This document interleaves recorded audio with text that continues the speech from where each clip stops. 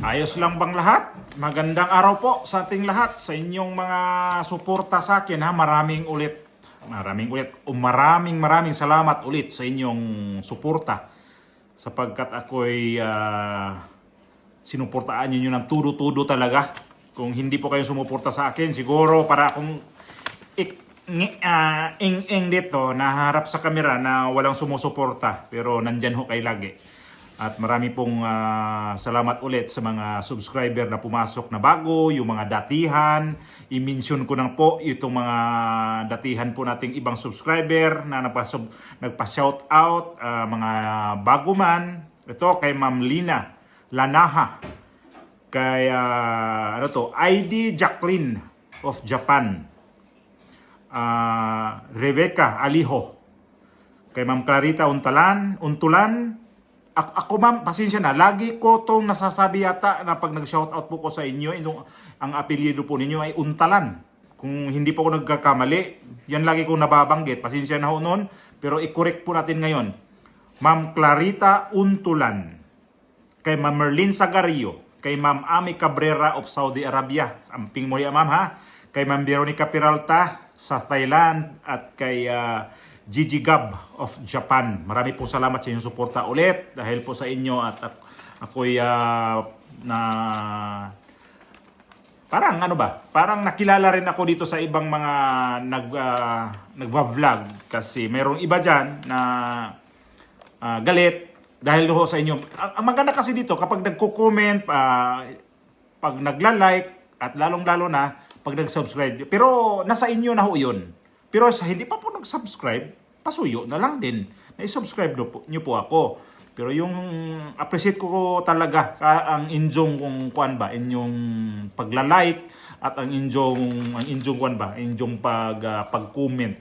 Usapod na sa nakatabang, isa rin yan sa nakakatulong sa video na makuha ba ang engagement. Kasi siyempre pag marami nag-comment, maraming nag-like, maipasa rin yan sa ibang mga yung na manunood ng video sa YouTube. Kaya marami po salamat sa inyo dahil minsan ang aking video ay medyo mataas ang views at meron ding mababa. Ganun lang. Naglalaro sa ganun. So, nakita nyo naman siguro ang ating topic ngayon sa ating title at sa aking thumbnail na yun ang aking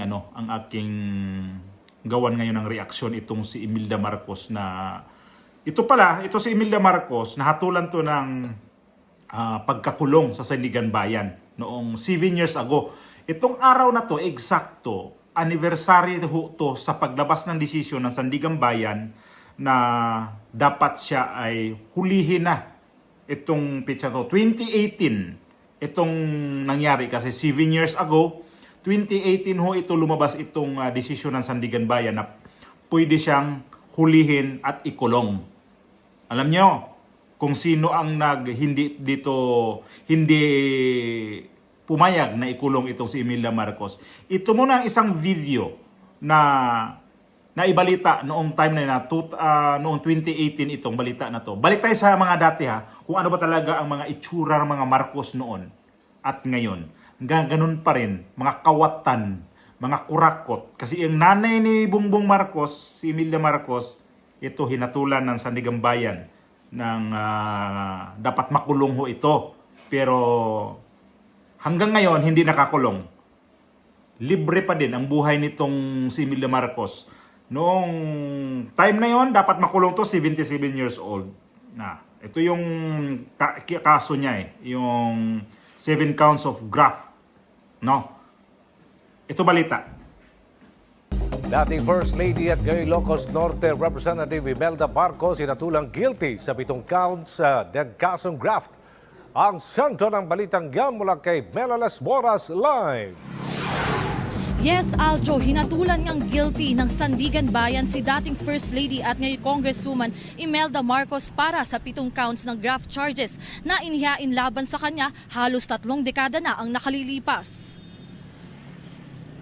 Hindi man dumating ngayong araw si dating First Lady at ngayong Ilocos Norte 2nd District Representative Imelda Marcos, pati ang kanyang abogado sa Sandigan Bayan 5th Division, itinuloy pa rin ang promulgation sa mga kaso ng katiwalian na nakahain laban sa kanya. Ang hatol ng korte, guilty beyond reasonable doubt si Marcos sa 7 counts ng violation of anti-graft and corrupt practices kaugnay sa maanomalya umano nilang Swiss-based foundations. May sentensya itong pagkakakulong ng 6 na taon hanggang 11 taon kada count. Samantala, acquitted naman si Marcos sa 3 pang counts ng graft charges na may kaugnayan naman sa kanilang Philippine-based foundations. First Lady Imelda Marcos po ay convicted dun sa mga Swiss accounts, sa Swiss foundations. Unfortunately, dun sa local corporation, dun siya acquitted po. Ano particular case? Yung sa RC at saka sa Dynatics, yun siya acquitted. Meron ho kasing 7 Swiss foundations that were created by the Marcoses. Tapos doon pumapasok yung mga foreign currencies. Siguro abot ng mga, kung hindi mga $200 million siguro. Ang mga kasong ito, taong 1991 pa isinampa matapos ang naging panunungkulan ni Imelda Marcos sa gobyerno noong taong 1968 hanggang 1986. Sa pagtatapos ng pagdinig, ipinag-utos ng Sandigan Bayan ang paghain ng warrant of arrest laban sa kongresista. Pero pwedeng magbayad ng bonds ang kanyang kampo para hindi makulong. Itinuturing na tagumpay ng prosekusyon ang hatol ng korte. Bagaman maaari pa rin iapela ni Marcos ang desisyon dahil hindi pa ito final and executory. May remedies pa naman po si First Lady. So if she will avail of those remedies, pwede pa rin siya makatakbo. Pwede niyang iakyat sa Supreme Court kung may nakita siyang grave abuse of discretion doon sa desisyon ng Sandigan Bayan. So, hindi pa ho siya final and executory. Aljos, sa ngayon inaantabayanan pa natin ang reaksyon ng kampo ni Marcos. Pero kani-kanina nga lamang dumalo sa isang event ng hugpong ng pagbabago dito sa Quezon City ang anak ni Imelda na si Ilocos Norte Governor Amy Marcos. Pero hindi muna siya nagkomento ukol dito dahil wala pa silang kopya ng desisyon. Samantala sa isang pahayag, sinabi naman ni Presidential Spokesperson Salvador Panelo na iginagalang ng Malacanang itong naging hatol ng Sandigan Bayan. So itong balita na yon, sa ulitin ko 7 years ago. Balik tayo kung ano ang natin sa mga Marcos. Kasi nangyari kasi to. Kaya binalikan ko to, itong istorya na to kasi nangyari kasi kay Pangulong Duterte. Nung time na yun ay hinuli siya ay 79 years old, di ba? So, kasi nag-birthday siya dito na sa The Hague noong huling birthday. Wag naman huling birthday. Tama, itong 2025, nag-birthday siya dito sa sa The Hague. So, 79 years old. So, ito si Imelda Marcos nung labas ng decision sa Sandigan Bayan, 77 years old siya, makulong dapat. Kaya pasalamat itong mga putragis itong pamilya Marcos talaga sa mga Duterte dahil si Imelda Marcos nagpiyansa, di ba? Pero hindi natin alam kung magkano ang piyansa dahil sa kanyang 7 counts of graft. Imaginin nyo yan, ang daming niyang kaso at bawat counts nun pala, ang pagkasabi nun ay mayroon siyang pinakamababa na 4 na taon ang pagkakulong. So i-times natin sa 7 counts, i-times natin sa 4, so 28 years siyang makukulong. Kaya lang hanggang ngayon, convicted na itong si Imelda Marcos, ayan pa, hindi nakakulong. Hindi siya ikinulong. At alam niyo kung bakit? Sinong tao nito na tumulong na hindi siya ikinulong? Ito yung interview ni Karen Davila din. 6 years after na nangyari noon na may desisyon ng Sandigan Bayan. Interview ni Karen Davila dito kay Chis Escudero na ang karanasan sa mga ganyang graft na kaso ay pwede silang hindi makulong kapag bibigyan ng immunity sa presidente. At nung time na yon, nung presidente na yon, 2018, panahon ho ni dating Pangulong Duterte. So si Pangulong Duterte ang nagtumulong nitong Imelda Marcos na to para hindi siya makulong. Hindi to binigyan ng binigyan to ng pardon agad ni Pangulong Duterte. Kasi nga, 77 years old na. Tapos, kasagsagan pa yata siyang congresswoman nung time na yon. So, hindi siya pinakulong ni dating Pangulong Duterte. Hanggang ngayon, libre. Hindi natin alam kung yung piyansa nito, kung naibigay na ba, o may decision ba to ulit ang Korte Suprema. Ito yung interview ni, kunting video lang ni Chis Escudero dito kay Karen Davila. What did you mean exactly by that she cannot be granted pardon? The law is clear. Even the rules and regulations issued by the Bureau of Pardons and Parole are clear. Anyone who has a pending appeal cannot benefit from pardon, commutation, or parole. You have to abandon any and all appeals, motions for reconsideration. In other words, the case has to be finally decided and the conviction has to be final before the possibility of any such pardon, parole, or commutation would even be open for consideration. Okay, so does this mean that before a president can grant pardon, it would have to be a final conviction Yes. coming from the Supreme Court? The Supreme Court or a lower court, if in case he or she abandons the appeal. There's a case before, there's a precedent, Karen. Remember the case of former President Joseph Estrada? Yeah. Na-convict siya for plunder, na-acquit si Senator Jinggoy. He was detained at Tanay. Yeah. He had a pending appeal and there were apparently talks or negotiations for national reconciliation or unity. He withdrew his appeal. Sa Supreme Court. He withdrew his Yeah. appeal because the conviction was automatically brought before the Supreme Court because it was a case for plunder. He withdrew his appeal and then weeks or days after, former President Arroyo issued the pardon in his favor, brokered by then Secretary Puno. Okay, so given that, it would mean that it's possible if former First Lady Imelda Marcos is able to speak with President Duterte, and President Duterte, for whatever reason, whether it's age or this feared closeness, will say, all right, I'll grant you pardon, withdraw your appeal. Yes, but very much like the amnesty and what they kept on saying against Senator Trillanes, there has to be an admission of guilt. Because by withdrawing your appeal, you're in fact embracing the conviction against you. You're not questioning it anymore. Now, are they willing to do that, and will they actually do that? Okay. Some people simply want the case to drag on and let whomsoever simply live it out during his or her lifetime. Okay. O di ba? Ang ganyan kabait si Pangulong Duterte. At ang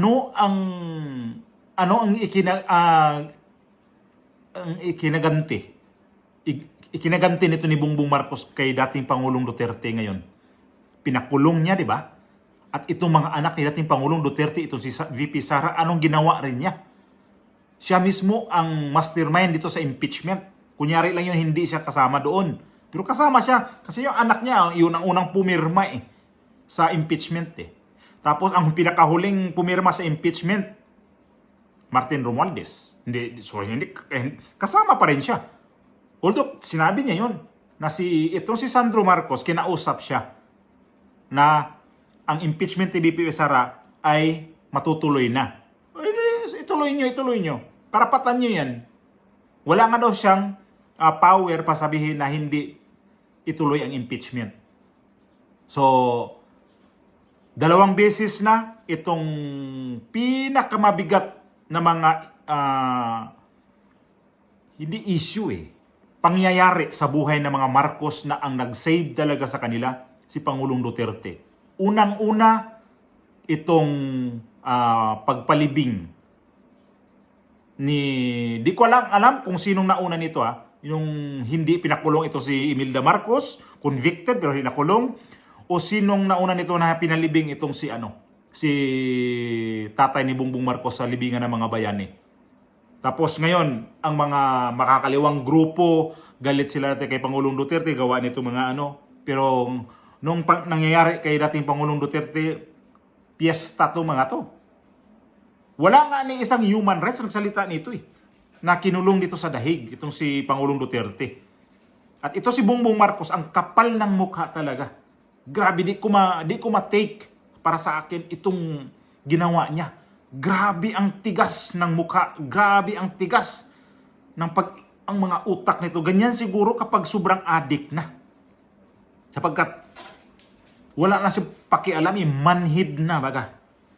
Nung napanood ko tong video na yung picture kanina, nasabi ko 7 years after nung ibinaba ng Sandigan Bayan ang hatol ni Imelda Marcos na dapat may warrant na, hulihin na siya, pwede na siyang ikulong. Pero ang final pala nito hindi nakukulong hanggang ngayon. Nasa bahay nila. Ang sarap ng buhay. So likas na talaga na itong mag-anak na Marcos sobrang kawatan. Imelda Marcos, ang tagal ng mga kaso nito, tapos noong inilabas ang yung huling yung decision ng Sandigan Bayan, ang tagal na panahon din. So imagine natin ang pagkakawatan nila taon at taon hanggang ngayon nandyan pa din ang kanyang anak, patuloy pa rin sa pagkakawatan. Tapos andyan, nagiging presidente na naman. Grabe, hindi ko masikmura itong mga ganitong klaseng tao. Naano ko nga sabi ko hindi pala ako nagkakamali talaga. Na hindi talaga ako tatayo dito sa mga pamilyang Marcos talaga. Kasi grabe talaga. Sa history lang talaga nila kung intindihin natin. Matindi. Matindi ang mga pinagagawa nito. Ang pagkakawatan, ang pagkakurap, kurakot, napaka-plastic, mga watlang utang na loob. Nandyan sa kanila lahat. Wala bang, parang wala silang sabi-sabay, way katagbawan sa kinabuhi. Basta ang sa kanila, pera, mukha na silang pera talaga. Swerte ninyo, ang nanay nyo hindi pala nakulong, pero si Pangulong Duterte kinulong sa dahig sa dito sa ibang bansa pa. Pero yung nanay ninyo, kung kinulong yan sa Pilipinas, libre kayo madalaw. Hindi na kayo mga ilangan ng plane ticket. Hindi nyo na kailangan mag-apply ng visa ang mga kamag-anak ninyo kasi sa Pilipinas lang. Naisip kaya ni Bongbong Marcos to na ang kanilang nanay pala pwede nang makulong sa pamamagitan ni dating Pangulong Duterte. Hindi pinayagan na ikulong ito ng kanilang nanay na matanda na rin ngayon. Sus, kailan kaya ang gaba talaga? Kailan kaya darating ang gaba nito mga Marcos talaga? At sinabi pa, di ba, na si Amy Marcos noong time na yon umaten pa sa hugpong ng pagbabago, yung rally. So, ibig sabihin nun, alam nila na ang kanilang nanay makukulong na dapat. O saan sila umaasang time na yon? Malamang, kinausap pa rin nila si dating Pangulong Duterte. Pwede wag niyo ikulong nanay namin. Si Pangulong Duterte, sabihin ninyo, masama ang tao? Kriminal? Yung nanay ninyo, grabe ka kurap. Tatay niyo, kurap. Magpamilya kayo, mga kurap. Nakakagigil. Ito pala itong mga balita noon pa. Tapos ang kanilang buntunan. Kabulul-bul ako sa inis . Buntunan ng galit ngayon ang mga Duterte. Buntunan nila ng sisi mga Duterte. Corruption, flood control na bumaha ang buong Pilipinas. Samantala, ang kanilang itong presidente na to ngayon, sa SUNA pa niya mismo sinabi na mayroon siya mga pinapagawang flood control na 5,000 sa buong Pilipinas. Yun pala hanggang ngayon, binabaha pa rin ang buong Pilipinas at wala pang nakukulong. Nagtayo na lang ng sariling ICI na failure din. Ang tawag pa niya isa niyan. Tapos, balikan natin itong mga Marcos pala, grabe pagkakawatan, grabe. Kawatan na sa harapan natin, kwarta natin yan. Yung Swiss account nila, isa yan sa dahilan kung bakit nakarating sa sa Sandigan Bayan ang kaso nito mga to. Gawa nitong pagkakurap nitong pamilya Marcos, grabe. Sus Mariusep, grabe talaga. Malulula ka sa kanilang pinaggagawa dito. Ang tindi na. Matindi na.